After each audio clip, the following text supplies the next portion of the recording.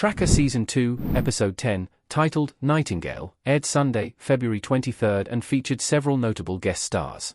The official synopsis, which reads, after Coulter is hired to find a missing singer linked to a violent crime, he discovers his target is a stoic survivalist, not unlike himself, references Jim Parrack's character, Ben. The actor is most notably known for his role as Judd Ryder in Fox's 911, Lone Star. Authorities believe that Ben has kidnapped an up-and-coming musician, played by Scotia, when she disappears after her performance. However, it's revealed that he is actually protecting her, as the two quickly form an emotional bond.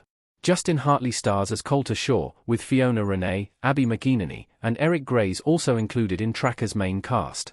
Scotia, I actually feel like I manifested this guest star a bit, because I texted my agent earlier in October of last year, and I said, I really want to be on Tracker.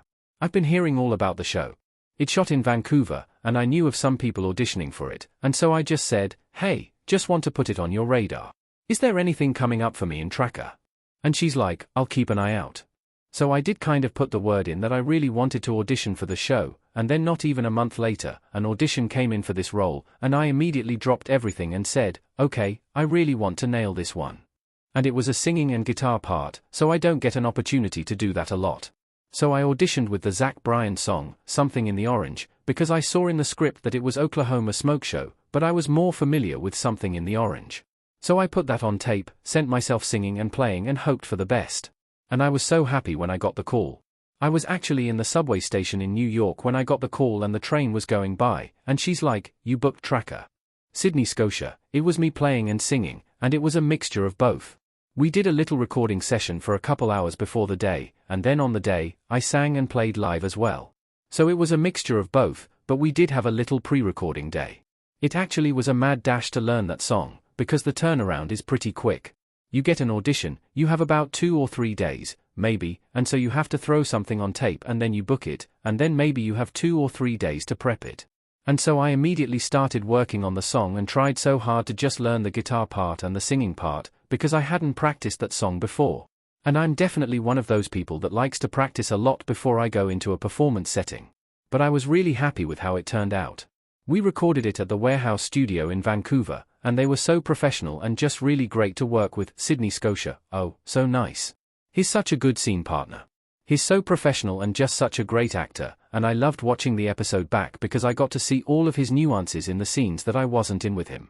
It's so fun to act with such brilliant actors. He's definitely a career actor, and his resume is just insanely long. Scotia, Justin Hartley's character is obviously a survivalist, a tracker. He has a very special skill set, and that parallels with Ben's character. But I felt that Angie was also a bit of a survivalist herself. She has to take herself on the road. She's lived a tough life. She gets in her van, she goes city to city, playing for tough crowds and small audiences, trying to make it as a country music singer, and she puts herself in harm's way a little bit. I think that's why Angie and Ben were able to form a bond so quickly, because they saw that survivalist nature in each other. Scotia, that's a cool question. I feel like Ben and Angie definitely form a lifelong bond. They go on the road, they support each other through their life journey because he hasn't really had a person to call home. So I feel like Angie really becomes that home for him, and same for her. She hasn't had that. So I think they go on the road, they go on tour. Hopefully, Angie's playing some bigger stadiums. Scotia, I have shot action sequences. This one was definitely really involved and it was very technical, and it was so many characters and machine guns, bullets flying everywhere. Not actual machine guns, obviously, but it was one of the bigger sequences I've done actually. And the stunt team was just amazing on Tracker. They rehearsed, made you feel really comfortable, so we knew what movements we were going to do.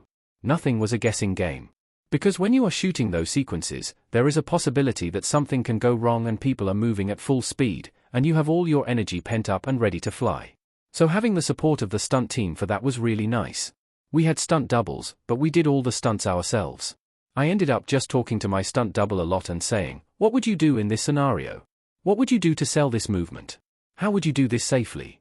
So they were big sequences, and it was really fun to be a part of. Scotia, I loved the storyline that you don't know who you can trust at any moment. You don't know who's telling the truth. And I obviously loved my twist and turn with Ben that we lure him in just to capture him when he's getting close, we lure Tracker in. But I did really enjoy the corruption or the lack thereof within the police station and seeing Jacqueline Obrador's character and wondering if she's on the good side of things or on the bad side of things. I like that everybody seemed like they had a different motive in this, and you didn't really know until the end who the good guys were. Sydney, Scotia. I was super excited about that because, yeah, the typical, I don't know if it's a formula or just the way the show goes and why it is so successful, the procedural element of it, you know a little bit of what to expect, but then it'll take you on a different journey. But this one, I feel like I didn't know what to expect all the way through even reading the script. And the fact that I got to come back in pretty soon after being kidnapped, I was shocked and super surprised by that.